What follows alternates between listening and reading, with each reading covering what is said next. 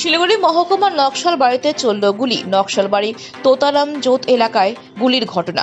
মহিলাকে মারধর করে বুকে বন্দুক দেখিয়ে প্রাণে মারার ঘটনা হুমকি। এই ঘটনায় এক রাউন্ড গুলি করে পলাতক অভিযুক্ত মোহাম্মদ সৌভিক। ঘটনার পর আতঙ্ক তৈরি হয়েছে ওই এলাকায়। ঘটনাস্থলে নকশালবাড়ি থানা পুলিশ।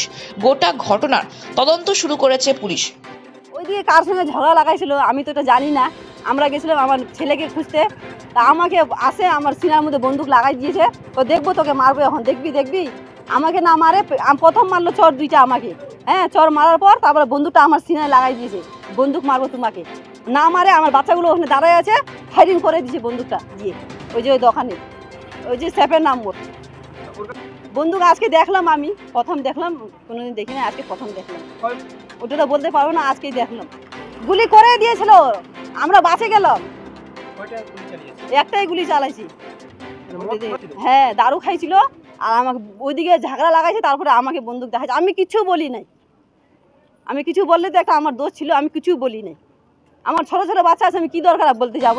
আমার এই যে এটাই বাড়ি, আমরা রাস্তার মধ্যে দাঁড়ায় থাকবো না একটু? আর কিছুদিন পরে যে আমার স্বামীকে কিছু করে দেয়, ওটা রিস্ক কে নিবে? ওর কাছে বন্দুক আছে,